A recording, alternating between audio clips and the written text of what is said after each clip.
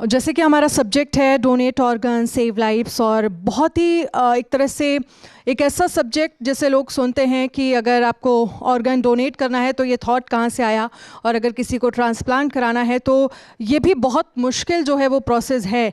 कैसे इसे इजी बनाया जाए, इसको लेकर क्या क्या प्रयास जो हैं वो किए जा रहे हैं। डॉक्टर्स हमारे साथ हैं, साथ ही डोनर भी हमारे साथ यहाँ पर हैं, और रेसिपिएंट भी हमारे साथ हैं।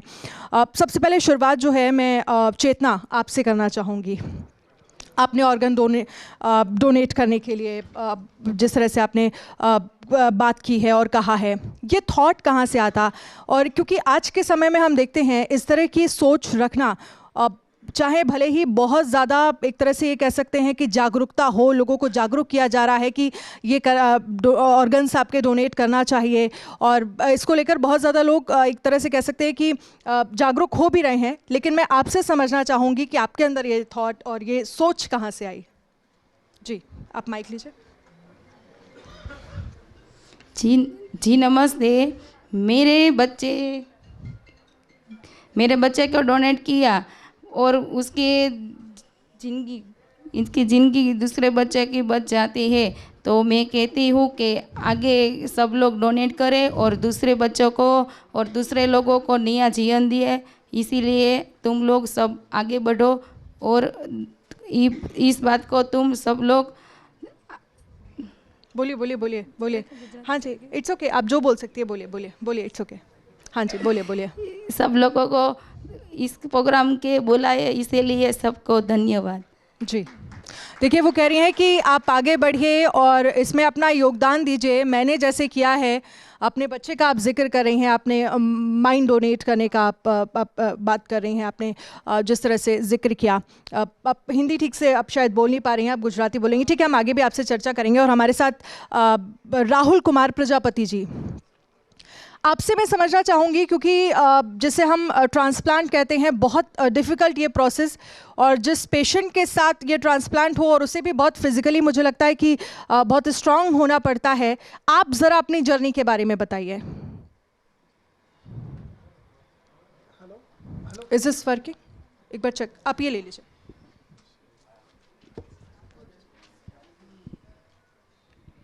Hello, my name is Rahul. मैं एक हार्ट रेसिपिएंट हूँ, और जैसा कि मैडम की बातें सुन के थोड़ा भावुक हो गया हूँ। पुरानी बातें सारी याद आ गई हैं।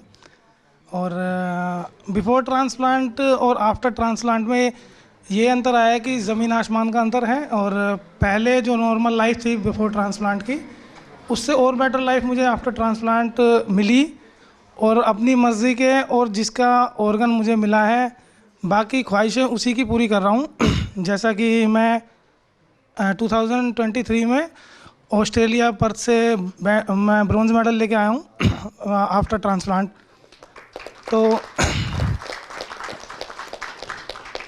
तो जब मैं आया, मेरा हार्ट ट्रांसप्लांट एक्चुअली एम्स में हुआ है। तो एम्स में मुझे सभी डॉक्टर्स भी जानते हैं, बाकी पेशेंट्स ने भी मुझे बोला कि जैसे आप एकदम ठीक हैं, फिट हैं आफ्टर ट्रांसप्लांट, तो हम भी ठीक रहना चाहते हैं।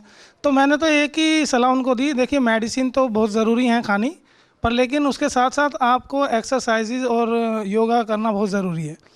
उससे क्या होता है कि आपका ना, हमारी जो मेडिसिन है वो इतनी हैवी होती है कि उसका जो असर पड़ता है हमारी बॉडी पे बहुत ही नेगेटिव पड़ता है, जिससे कि अगर आदमी चलने फिरने पे भी रोक लगा दे तो लगभग हड्डियाँ सारी ख़त्म हो सकती हैं, गल जाएंगी सारी। तो मैंने हर किसी से जब भी मिलता हूँ तो उसी को लगभग ये ज़रूर एडवाइस करता हूँ कि भाई एक्सरसाइज ज़रूर करो। तो और ऑर्गन डोनेशन के लिए मैं ये कहना चाहूँगा कि जैसे मैडम ने एकदम मतलब दृढ़ संकल्प लिया, अपने बच्चे को ऑर्गन डोनेट किए, तो किसी ने मेरे लिए भी किए थे, तो अब मैं आगे की लाइफ इतनी अच्छी तरीके से जी पा रहा हूँ। और ऐसा कोई काम नहीं है जो मैं नहीं कर सकता हूँ, और आगे भी मैं प्रैक्टिस कर रहा हूँ। 2025 में मैं जर्मनी भी जा रहा हूँ बैडमिंटन के लिए।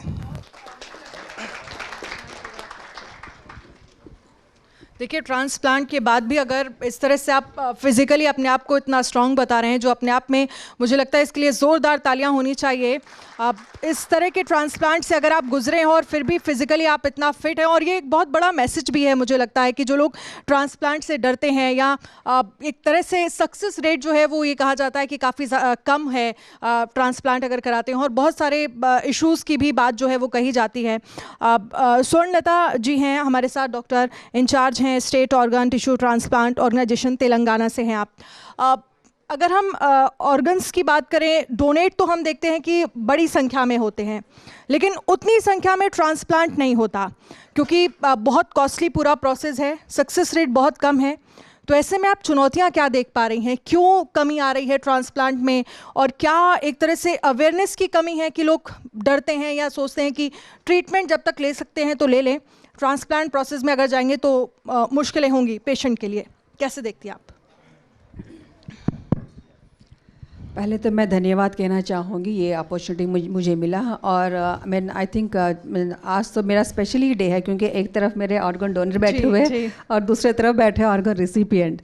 सो I am very fortunate today. So जैसे कि आपने बताया कि ऑर्गन डोनेशन ज़्यादा नहीं होते हैं, ऑर्गन डोनेशन बहुत ही कम होते हैं। तो ये जो स्कोप है, ऑर्गन डोनेशन का स्कोप है, उसको बहुत पॉसिबल है, लेकिन डोनेशन हकीकत में बहुत ही कम हो रहे हैं। बट दूसरी तरफ देखा जाए तो बहुत सारे पेशेंट्स जो ऑर्गन ट्रांसप्लांटेशन की ज़रूरत है। सर किडनी पेशेंट्स आप देख रहे हो, बहुत सारे किडनी पेशेंट्स बढ़ रहे हैं, किडनी के जो डिसीज़ हैं बढ़ रहे हैं, बीपी है, शुगर है, लाइफस्टाइल डिसीज़ जो हैं। उसी तरह जो हार्ट पेशेंट्स भी बढ़ रहे हैं। तो अब उनका हार्ट की ज़रूरत है, किडनी की ज़रूरत है, ऑर्गन्स की ज़रूरत, ट्रांसप्लांट की ज़रूरत है। बहुत सारे पेशेंट्स, अब देखा जाए तो 2 लाख 3 लाख पेशेंट्स अब भी हर साल वेरियस ऑर्गन ट्रांसप्लांटेशंस के रेडी हो जाते हैं। बट डोनेशंस बहुत ही कम है, दो स्कोप ज़्यादा है डोनेशन के लिए।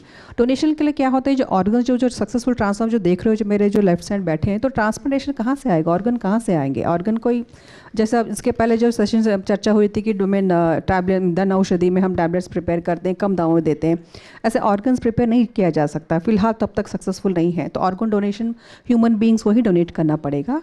तो अभी transplantation is one of the modern क्या डेवलपमेंट है, बट हमारे जो कल्चर में देखा जाए बहुत युगों से हम ट्रांसप्लांट देख रहे हैं।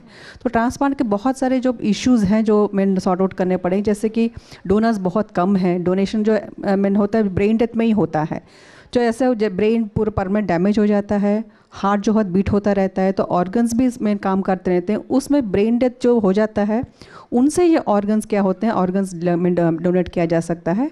वो जो डोनेट करते हैं तो उनको ट्रांसप्लांट करते हैं। पब्लिक सेक्टर में प्रमोशन की कोई कमी है, प्रमोट नहीं है उतना ज़्यादा? बहुत सारे एस्पेक्ट्स हैं। ये डोनर जो है, मेडिकल फेटर्निटी को ट्रेनिंग की ज़रूरत है, क्योंकि ब्रेन डेथ डिक्लेयर करना ही एक बहुत मुश्किल बात है।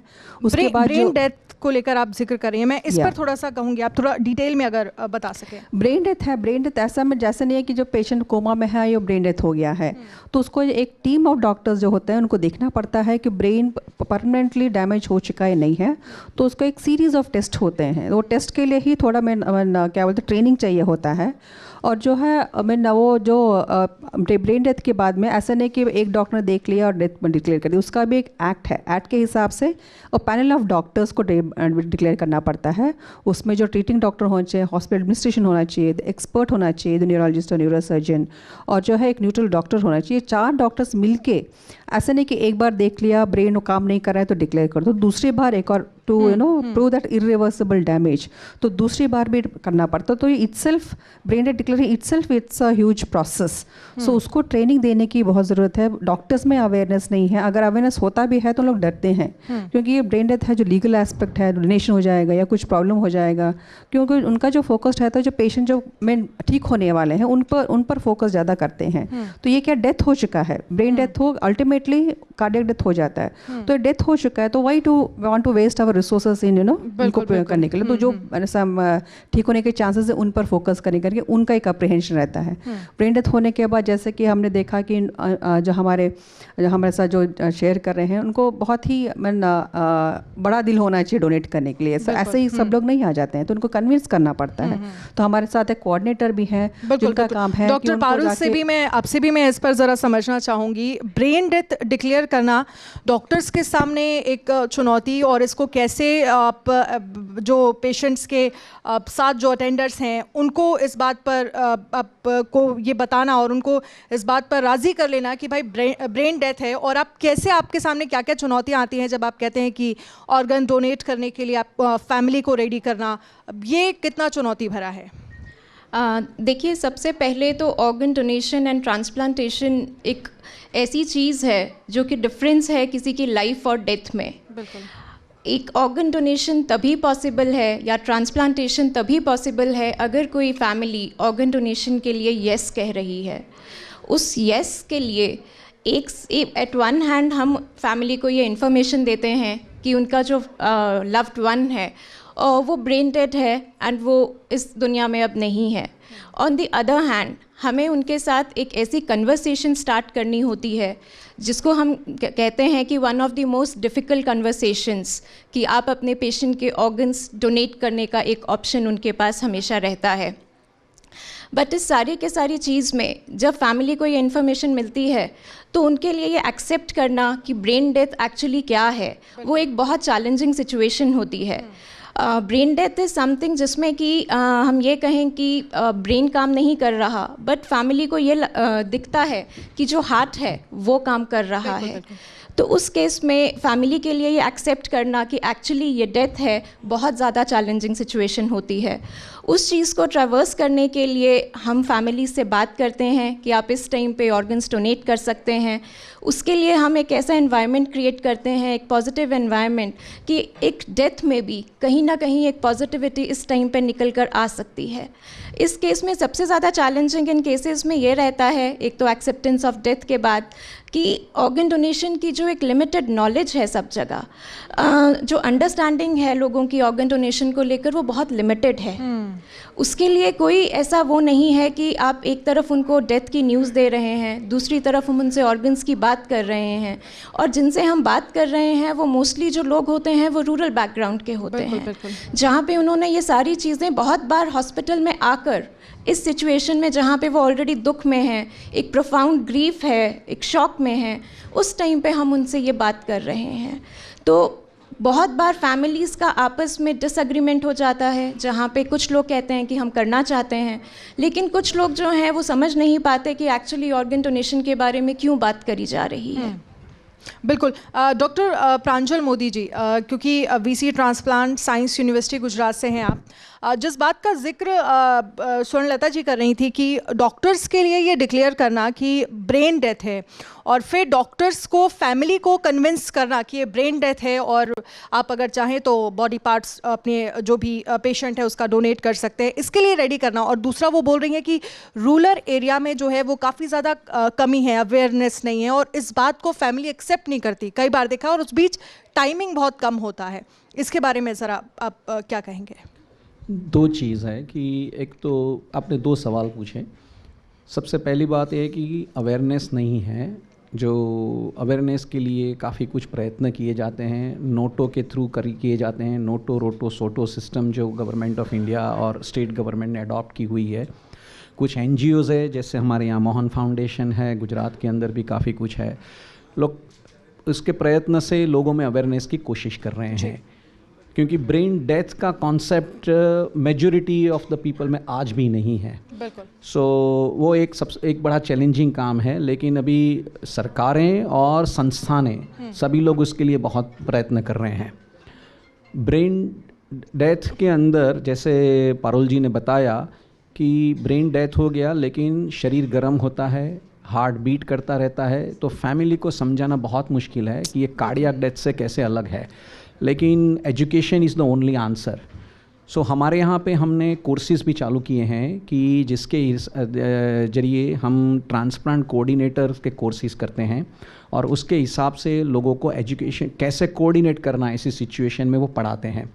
सिविल हॉस्पिटल अहमदाबाद वो हमारे कैंपस के ही अंदर है, हमने पहला एक्सपेरिमेंट वहाँ पे किया और उसके ज़रिए वहाँ नर्सिस को, कोऑर्डिनेटर को, न्यूरोसर्जन, फिजिशियन सबको साथ में लेके ब्रेन डेथ का प्रोसेस क्या होता है और एक बार brain death is a death वो कॉन्सेप्ट लाने के लिए हमको करीब 1 से 1.5 साल लग गया। लेकिन इसके बाद काफ़ी ऑर्गन डोनेशन वहाँ से भी होने लगे और जो वहाँ से डॉक्टर लोगों ने वहाँ से निकले, उन्होंने दूसरी अस्पताल में जब गए वहाँ पे भी ये प्रोग्राम को और जारी किया, तो उसकी वजह से गुजरात के अंदर ऑर्गन डोनेशन प्रोग्राम काफ़ी इम्प्रूव हुआ। सो आई थिंक एक मॉडल है। और हम दूसरा एक ऐसा है कि ब्रेन डेड डिक्लेयर कर दिया, लेकिन ऑर्गन निकालने के बाद उसको यूटिलाइजेशन भी करना है, तो उसके लिए भी एक्सपर्टी चाहिए, वो नर्सिंग भी चाहिए, फिजियोथेरापिस्ट चाहिए, सब कोई साथ में चाहिए। तो एक एजुकेशन सिस्टम चाहिए। हमारे पास यूनिवर्सिटी है जो Gujarat university of transplantation science के नाम से है।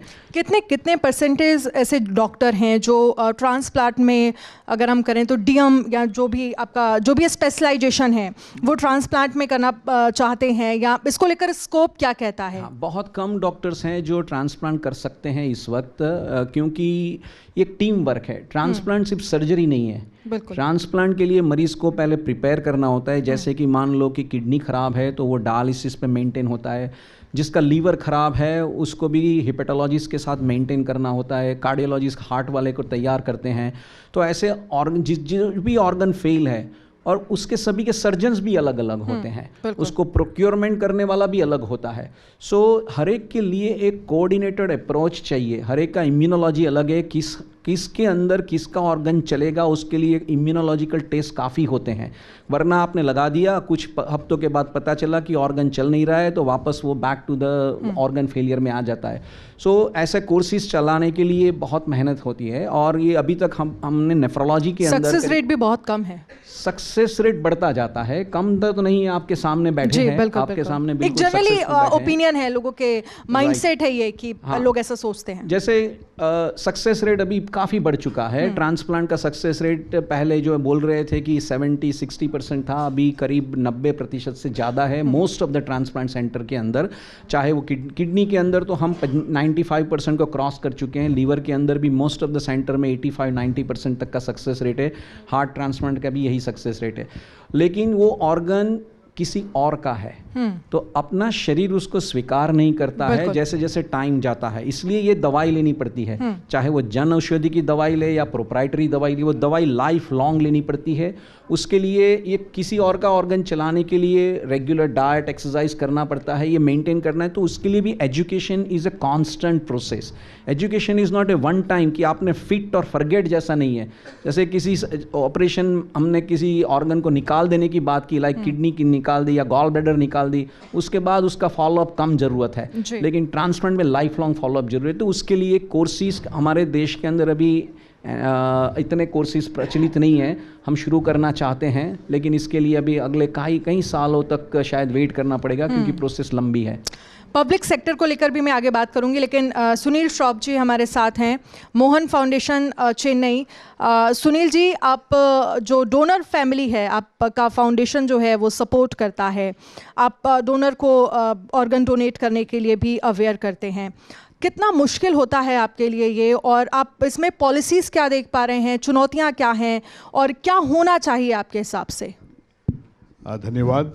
सबसे पहले तो मैं यह कहना चाहूँगा कि हमारे हिंदुस्तान में सबसे ज़्यादा लिविंग किडनी ट्रांसप्लांट होते हैं वर्ल्ड में, नंबर वाइज। हम करीब 12,000 किडनी ट्रांसप्लांट करते हैं। हमारे देश में सबसे ज़्यादा लिविंग लिवर ट्रांसप्लांट होता है।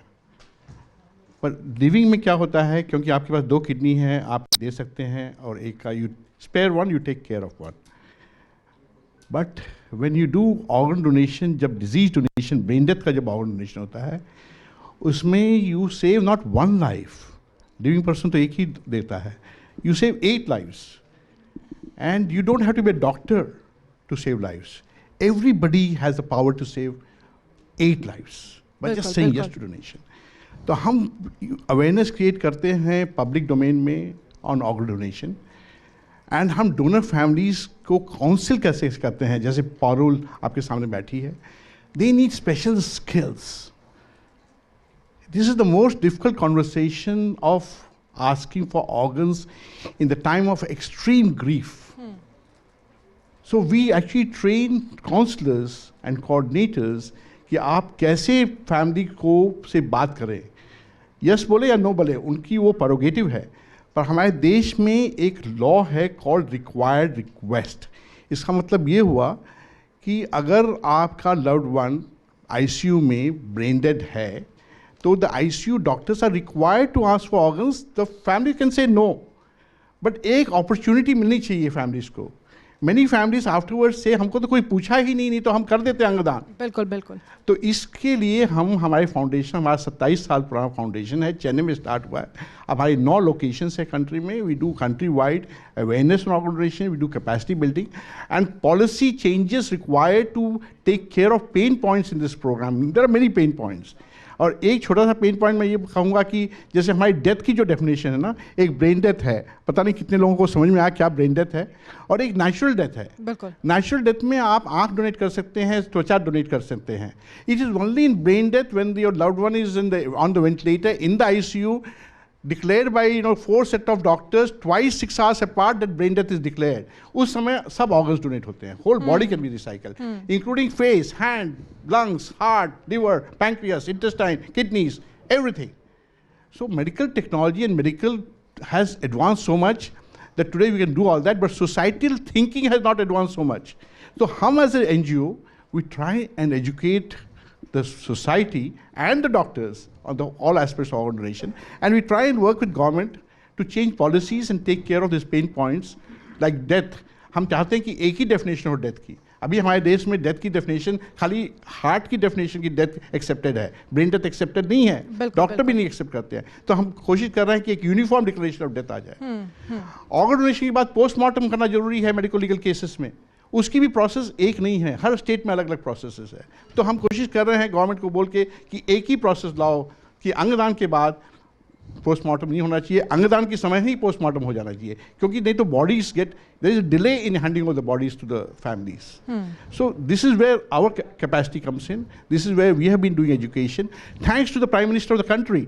3 बार उन्होंने ऑर्गन डोनेशन के बारे में कहा है आज उनकी मन की बात में। So organ donation is on the centre stage today among the causes. नहीं तो हम 27 साल से स्ट्रगल कर रहे थे ऑर्गन डोनेशन को आगे लाए, पर prime minister has brought it forward. So thanks to him that today we are sitting in this panel and talking about this very difficult subject. बिल्कुल। सोनलता जी, मैं आपसे इस पर समझना चाहूँगी कि जिस तरह से सुनील जी कह रहे हैं कि हम ये सरकार के से ये तमाम चीज़ें अपनी रख रहे हैं कि ब्रेन डेथ को जो है वो एक्सेप्ट किया जाना चाहिए, फैमिली को ये समझाना डॉक्टर्स के लिए कितना मुश्किल है, कितना चैलेंजिंग है। और दूसरा मेरा सवाल आपसे ये भी है कि हम देखते हैं कि 80% जो ट्रांसप्लांट हैं वो प्राइवेट हॉस्पिटल्स कर रहे हैं, 20% हम देख रहे हैं गवर्नमेंट हॉस्पिटल कर रहे हैं, और इसलिए बहुत कॉस्टली है ये पूरा प्रोसेस। इसको लेकर आप लोगों की तरफ से क्या कदम उठाए जा रहे हैं जिसमें गवर्नमेंट या 50-50 हो जाए, या तेलंगाना में आप क्या देखती हैं? या तेलंगाना में मुझे खुशी है कि एक सक्सेसफुल मॉडल उभर के आया है। तो ये इसके कई रीजंस हैं, जैसे कि आपने सुना like there are different aspects of a successful organ donation. Government का सपोर्ट रहना बहुत ही ज़रूरी है, जैसे प्राइम मिनिस्टर का सपोर्ट है, हमारे स्टेट गवर्नमेंट का सपोर्ट है, एक स्टेट गवर्नमेंट प्लेटफॉर्म रहना चाहिए। तो आई कैन से जीवनदान जो है बिफोर एंड आफ्टर, क्योंकि जीवनदान जब एक प्लेटफॉर्म गवर्नमेंट ने खड़ा किया है तो उसमें सबको पार्टिसिपेट करना ईजी हो जाता है। उसके बाद जो होता है गाइडलाइंस होना चाहिए, प्रॉपर गाइडलाइंस कि कैसे, जैसे कि ऑर्गन जो शॉर्टेज है तो वो कैसा, हर एक पेशेंट चाहेगा कि ऑर्गन मुझे मिलेगा, हर एक हॉस्पिटल चाहेगा कि मुझे मिले। तो एक प्रॉपर गाइडलाइंस होना चाहिए कि कैसे ऑर्गन एलोकेट किया जा रहा है, कैसे ऑर्गन को डिस्ट्रीब्यूट किया जा रहा है। और तीसरी बात है ये ट्रांसपेरेंसी होना चाहिए, क्योंकि सबको पता होना चाहिए कि कौन सा ऑर्गन कहाँ जा रहा है। जब भी हम ऑर्गन डोनेशन जब हम काउंसिल करते हैं फैमिली मेम्बर्स को, हम लोग फर्स्ट यही पूछते हैं कि किस को जाएगा, और जो डिजर्विंग को जाएगा या किसी और को जाएगा। तो जब तक वो ट्रस्ट जब तक नहीं मिलता तब तक ऑर्गन पब्लिक से भी ऑर्गन डोनेशन भी उतना एक्सेप्ट नहीं करेंगे। तो ट्रांसपेरेंसी होना चाहिए, इक्विटेबल होना चाहिए और फेयर डिस्ट्रीब्यूशन होना चाहिए। तो वो मैं कहूँगी कि हमारा एक सक्सेस का रीज़न है ये द पोर्टल, डायनेमिक पोर्टल है jivandan.gov.in। So everything is online, patient जो रजिस्ट्रेशन है, डोनर आइडेंटिफिकेशन है, तो ऑटोमेटिक से जो भी हम गाइडलाइंस बनाया हमारे जो एक्सपर्ट कमेटी मेंबर्स है तो पूरा ऑनलाइन ट्रांसलेट कर दिया गया है। तो कभी भी है जब डोनर आता है तो डोनर एज के हिसाब से, डोनर के ब्लड ग्रुप के हिसाब से, डोनर के जो ऑर्गन जो साइजेस के हिसाब से हमारा ऑनलाइन जो है वेटिंग लिस्ट निकल जाता है। तो उसके हिसाब से स्ट्रिक्टली हम वही फॉलो होते हैं। तो उससे क्या होता है, जो पब्लिक में जो ट्रस्ट बिल्ड होता है तो मोर और मोर ऑर्गन्स आर डोनेट होते हैं, जो एक्सेप्ट करते हैं। पूरा ऑनलाइन प्रोसेस है, सब एवरीथिंग ऑनलाइन है। जो डिजिटल इंडिया की बात कर रही थी, तो हमारे जो स्टेट गवर्नमेंट मीटिंग चल रहे थे, then they were trying to कि बोल रहे थे कि सब ऑनलाइन चाहिए, होना चाहिए। When I presented this dynamic portal that I think it's first of and kind Indian, and doctor Pranjal Modi will agree that they have also accepted as one of the best model, they have adapted this online portal.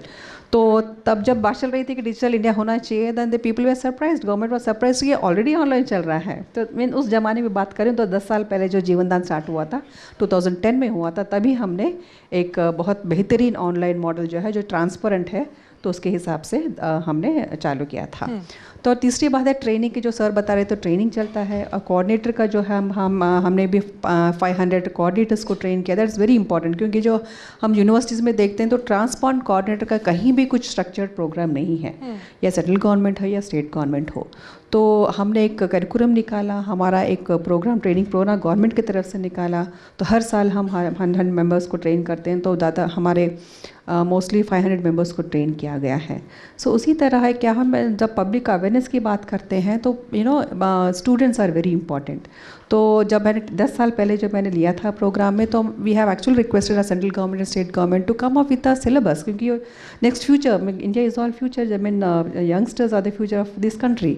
तो youngsters को पता होना चाहिए। तो वो text book में भी एक चैप्टर के हिसाब से गया हुआ है। तो I think that will make lot of difference in creating a public awareness. तो उससे क्या होता है, नेक्स्ट जनरेशन एजुकेट हो जाते हैं, पेरेंट्स एजुकेट हो जाते हैं, टीचर्स एजुकेट हो जाते हैं, तो वो पब्लिक में ही बहुत अच्छे से अवेयरनेस बढ़ता है। तो ऐसे जी हर एक जो क्या होते हैं इश्यूज़ जो हैं, वो हमने एक के बाद एक सॉल्व किए हैं। तो उसकी वजह से एक बेहतरीन प्रोग्राम के ऊपर से उभर के आया है। तो हमारे जो 10 साल में, ये तो आप तेलंगाना की बात कर रही हैं, लेकिन अगर हम बाकी राज्यों में बात करें तो क्या वहाँ से साउथ इंडिया से, तेलंगाना से हम सीख सकते हैं जो यहाँ पर ट्रांसपेरेंसी होनी चाहिए, जो यहाँ पर ऑनलाइन चीज़ें होनी चाहिए, और वो क्या यहाँ पर नहीं है जो आप वहाँ पर आप लोगों ने वहाँ पर आप देखते हैं? तो यही मैं बोल रही हूँ कि ये जो पूरे जो चैलेंजेस हैं, right from the structured programme, ये गवर्नमेंट का सपोर्ट होना चाहिए, और ऑर्गन एलोकेशन के पॉलिसीज़ होने चाहिए, ये पॉलिसीज़ ट्रांसपेरेंट होने चाहिए, और ये ट्रेनिंग प्रोग्राम जो है कंटिन्यूस ट्रेनिंग प्रोग्राम होना चाहिए, not only for the doctors but for the coordinators and और पब्लिक अवेयरनेस होना चाहिए। पूरे जो है, ये पूरे क्या बोलते हैं, दूसरे स्टेट्स भी सीख सकते हैं और अडाप्ट कर सकते हैं। जो एक लास्ट में आपने पूछा था कि गवर्नमेंट है, प्राइवेट में भी, वो भी ये बहुत इंपॉर्टेंट पॉइंट है कि गवर्नमेंट में लॉट ऑफ, क्योंकि बहुत सारे हॉस्पिटल्स है, टीचिंग हॉस्पिटल्स है, so there is a lot of scope की हॉस्पिटल्स में डोनेशन की पॉसिबिलिटी है। तो ये फ्यूचर में क्या होना है, जितना प्राइवेट में हो रहा है उतना पब्लिक भी होना ज़रूरी है, क्योंकि गवर्नमेंट जब भी देखते हो कि they are over burden, this huge, क्योंकि 80% of the I think population are covered, the health जो होता है हमें पब्लिक सेक्टर में कवर होता है। तो वहाँ पे जो इंफ्रास्ट्रक्चर या मैन पावर है, तो उनको ज़्यादा सफिशिएंट नहीं है। दिस ऑलवेज बिकम, मैं गवर्नमेंट सेक्टर में काम करती हूँ, डेली मुझे 200 to 300 पेशेंट्स देखने पड़ते हैं। जो वर्कलोड है उसमें जो होता है उसके हिसाब से डेफिनेटली ये बिकम, क्योंकि जो ऑर्गन डोनेशन की बात चल रही है, जो इन्हें डिक्लेरेशन करना है या ऑप्टिमाइज़ करना है, क्योंकि ये इतना डायनेमिक होता है, पेशेंट कंडीशन इतना क्रिटिकल होता है, अगर 1-2 मिनट भी हम सही से इलाज नहीं कर रहे हैं तो पेशेंट कार्डियक अरेस्ट हो जाता है, ऑर्गन डोनेशन के लिए वो एलिजिबल नहीं रहते हैं। तो इतना इंटेंसिव केयर देना पड़ता है। तो आई थिंक इंफ्रास्ट्रक्चर इंप्रूव करना, और ये जो मैन पावर जो है, जो एक्सपर्टीज़ का रहना, इंफ्रास्ट्रक्चर इन सेंस वो ICU बेड्स हो या वेंटिलेटरी बेड्स हो, तो क्रिटिकल केयर मैनेजमेंट हो, ये पूरा मैं अगर इम्प्रूव करने से डेफिनेटली गवर्नमेंट में हॉस्पिटल्स में भी ऑर्गन डोनेशन की पॉसिबिलिटी ज़्यादा होगी। और ये आप जो बोल रहे हैं 50% जो हमारे गुजरात गवर्नमेंट ने ये टारगेट सेट किया है, तो अचीव किया जा सकता है। गुजरात गवर्नमेंट ने ये टारगेट सेट किया है। मैं आपसे डॉक्टर प्रांजल समझना चाहूँगी, एक तो आपने देखा स्वर्णलता जी ये कह रही थी कि कहीं ना कहीं डॉक्टर्स की कमी है, जो एक्सपर्ट्स हैं उनकी कमी है ट्रांसप्लांट में, और अवेयरनेस की कमी है, जो दोनों ही होना बहुत ज़रूरी है। तभी हम देखेंगे कि डोनर भी आएंगे, डोनेट करेंगे ऑर्गन, और तभी ट्रांसप्लांट हो पाएगा। आप इसे कैसे देखते हैं? और दूसरा एक और मेरा सवाल आपसे, PMJY के तहत भी क्या ट्रांसप्लांट हो सकता है या हो रहे हैं? कोई भी केस अगर आपके सामने आया हो जो आप हमारे साथ शेयर करना चाहें। बिल्कुल, हमारे स्टेट में, गुजरात स्टेट के अंदर ऑर्गन एलोकेशन की पॉलिसी जो है वो 50-50% की है, पब्लिक प्राइवेट पार्टनरशिप के बेस पे है। कहने का मतलब कि अगर पब्लिक सेक्टर में से कोई भी ऑर्गन मिलते हैं तो नंबर 1, 3 और 5 नंबर के जो डोनर होते हैं उसके सभी ऑर्गन पब्लिक सेक्टर में ही यूज़ होंगे। ना पब्लिक सेक्टर में ट्रांसप्लांट की फैसिलिटी होना भी एक बहुत बड़ी बात है। और हमारे यहाँ पे किडनी करीब एक साल में हम 400 किडनी ट्रांसप्लांट करते हैं, लीवर करीब 70 से 80 लीवर ट्रांसप्लांट करते हैं, और करीब 10 से 15 अभी नया शुरू हुआ है हार्ट ट्रांसप्लांट प्रोग्राम। सो UN मेहता कार्डियक इंस्टीट्यूट के अंदर वो भी होता है, वो एक ही कैंपस में सभी कुछ। तो एक ट्रांसप्लांट हब बन रहा है, जैसे मेडिसिटी बन रहा है। ऑर्गन डोनेशन भी वहीं से हो रहा है और ट्रांसप्लांट भी वहीं पे हो रहा है। So it is for the people by the people. ये सिर्फ गुजरात में हो रहा है? ये अभी right now it is in Gujarat, okay, right. But ये मॉडल ऑफ एलोकेशन जो है वो एक यूनिक मॉडल है, क्योंकि अगर प्राइवेट सेक्टर में मरीज़ है, आई मीन डोनर है, और वहाँ से ऑर्गन डोनेट करने हैं, तो 1, 3 और 5 नंबर के जो डोनर होंगे उसके सभी ऑर्गन प्राइवेट सेक्टर में जाएंगे, और 2 और 4 है वो पब्लिक सेक्टर में आएंगे। कहने का मतलब एक साइफोनिंग नहीं हो रहा है कि सिर्फ प्राइवेट सेक्टर में ऑर्गन जाएंगे या सिर्फ पब्लिक सेक्टर में जाएंगे। It is equal distribution. In that way 50% of the organs are coming to the public and 50% are going in a private. Now कभी कभी ऐसा होता है कि कोई ऑर्गन यूटिलाइज ना हो पाए because it's a poor quality of organ etcetera, तो वो बात अलग हो जाती है। But by and large this is the one model. दूसरा, पब्लिक सेक्टर में ट्रांसप्लांट होना, उसके लिए बहुत कुछ सपोर्ट है, जैसे स्वर्णलता जी ने बताया ऐसा। Number 1, the doctors, the staff, other staff, day and night का काम है। ये काम सिर्फ 9 से 5 के बीच में नहीं है, डेडिकेशन चाहिए। या सो majority of the time transplant occurs in the night hours. और लिवर ट्रांसप्लांट जैसे केसेस के अंदर 12-12 घंटे का ऑपरेशन होता है। सो ऑर्गन आना विदिन 4 to 5 आवर्स उसको लगा देना और उसके बाद ट्रांसप्लांट होना, उसके लिए एक डेडिकेटेड टीम चाहिए। द फाइनेंशियल सपोर्ट चाहिए। जैसे आपने पूछा PMJY के अंदर 5 लाख रुपये तक का मिलता है। किडनी ट्रांसप्लांट सभी हो जाते हैं। गुजरात सरकार और 5 लाख ऐड कर सकती है उसके अंदर, तो उसके हिसाब से हमारा लीवर ट्रांसप्लांट भी प्रैक्टिकली फ्री होता है। सो 5 लाख गुजरात सरकार से मिलता है, 5 लाख केंद्र सरकार से मिलता है। So for liver transplant specially same thing is now work out for heart transplant also.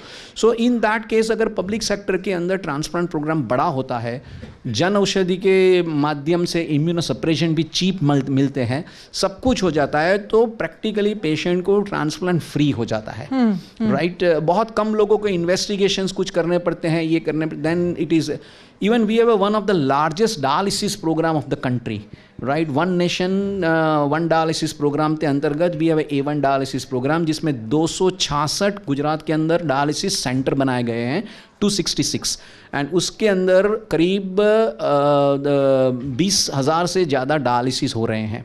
So in that case कि जो भी मरीज़ को अगर ट्रांसप्लांट की ज़रूरत है, वो आइदर लिविंग डोनर करवा ले या तो कैडेवर। अगर उनके पास डोनर नहीं है, वेट करने के अलावा कोई चॉइस नहीं है, तो अभी कुछ ऑप्शंस अवेलेबल है। That is a brain dead donor के अंदर से जो भी ऑर्गन डोनेशन होता है उसके अंदर भी वो रजिस्टर करवा के ट्रांसप्लांट करवा सकते हैं।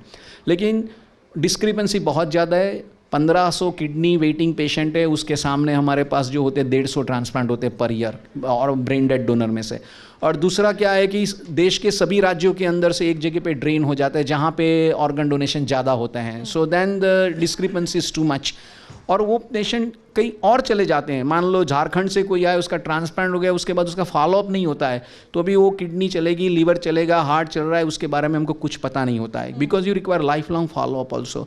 सो काफ़ी कुछ लैक्यू नहीं है, उसके लिए हमको कुछ काम भी करना है। और इसीलिए ये यूनिवर्सिटी का मतलब है, पब्लिक सेक्टर का मतलब ये है कि आपको सर्विस, एजुकेशन और रिसर्च तीनों को एक साथ में लाके बैलेंस करके आगे बढ़ना है। बिल्कुल बिल्कुल। सो अदरवाइज एक को ही आपने प्रमोट किया, दूसरा रह गया, तो फिर वो प्रोग्राम आगे नहीं चलने वाला है। तो it's really very hard work, team work, जहाँ मरीज को, उसके रिश्तेदार को, डोनर को, डॉक्टर्स को, नर्सिस को, सभी हॉस्पिटल स्टाफ को, और एक हॉस्पिटल नहीं, सभी हॉस्पिटल को एक साथ जुड़ के एक ऑर्गन डोनेशन के लिए काम करना होता है। बिल्कुल। और ये सारी एक तरह से कह सकते हैं कि टीम वर्क के साथ ही ये पॉसिबल है। अब सुनील जी, मैं आपसे ये समझना चाहूँगी, जिस तरह से प्रांजल जी जिक्र कर रहे थे कि सर्विस और एजुकेशन और उसके बाद ट्रीटमेंट, या पूरा डेडिकेशन जो है टीम वर्क के साथ ही ये पॉसिबल है। और दूसरा मैं आपसे ये भी समझना चाहूँगी, जिस तरह से उन्होंने गुजरात मॉडल का जिक्र किया, उन्होंने कहा कि 50% गवर्नमेंट, 50% प्राइवेट हम ट्रांसप्लांट करते हैं। लेकिन बाकी अगर राज्यों में हम बात करें तो हम देखते हैं कि 80% जो है वो प्राइवेट ट्रांसप्लांट होता है, 20% ही गवर्नमेंट। या एक तरह से ये कह सकते हैं कि थोड़ा ट्रस्ट की कहीं ना कहीं कमी है। आप कहाँ मानते हैं क्या पॉलिसीज़ होनी चाहिए जो हम इसे कम से कम 50 पर लेकर आएँ, और तभी मुझे लगता है कि सभी के लिए अफोर्डेबल हो पाएगा? ये पूरा ट्रीटमेंट? अनन्या जी, आपने बहुत अच्छा सवाल पूछा है, क्योंकि ट्रांसप्लांट जो प्रोग्राम है, transplants are very expensive and people think that this is only goes to the rich. So the trust factor which you spoke about is very, very important to create. And the trust can only come if there's equity and if there's access. And equity can only happen and access can only happen when government starts doing transplants. तो हमारी policies में एक suggestion ये था government को कि all the medical colleges today in the country, we have 700 medical colleges of which 400 are in the government sector. तो हमने ये एक पॉलिसी में कहा है कि जिसमें कोई पैसा भी नहीं लगेगा, all government hospitals and private hospitals should become organ retrieval centers first, जहाँ organ retrieval हो सके, and subsequently they can become transplant centers. क्योंकि गवर्नमेंट की आइडिया ये है कि हर डिस्ट्रिक्ट में एक मेडिकल कॉलेज हो. सो अगर एक डिस्ट्रिक्ट में मेडिकल कॉलेज है और वहाँ ट्रांसप्लांट, कम से कम किडनी ट्रांसप्लांट होने लगे, क्योंकि kidney failure is increasing very high numbers. 1 in 10 person will have a kidney problem today in the world. So at least kidney transplant चालू हो जाए गवर्नमेंट हॉस्पिटल में, तो access and equity will be there and then the trust will come. So in Gujarat, as they're doing 50-50, the same thing can be duplicated. Same template can be followed in other states where you have a center of excellence in the government which starts doing all kinds of training and transplant, and that spreads. So that is the model we need to duplicate. And if we do that, then trust will come. And people who donate, if poor person donates, he also deserves a transplant. And that we need to create. And that can only happen by small policy changes like this. Making medical colleges which has everything available, all the equipment available, all the infrastructure available. Make them, transplanting centers. And you're done. Simple policy. Properly आपने brief किया कि कैसे ये सारी चीज़ें possible हैं, और मुझे लगता है कि इस डिस्कशन के ज़रिए हम एक मैसेज ज़रूर दे पाए हैं कि आप लोग या जो भी लोग इस पूरे डिस्कशन को सुन रहे हैं वो ये मन ज़रूर बनाएं, ऑर्गन डोनेट अगर वो कर सकते हैं तो ज़रूर करें. बहुत बहुत शुक्रिया आप सभी का हमारे साथ जुड़ने के लिए, इस चर्चा में शामिल होने के लिए, अपना कीमती समय हमें देने के लिए. और आपकी तरफ से जो सजेशन दिए गए हैं मुझे लगता है वो सरकार तक पहुँचेंगे और वो ट्रांसपेरेंसी जिसका आप जिक्र बार बार करें वो ज़रूर आएगी. बहुत बहुत शुक्रिया आप सभी का. Thank you.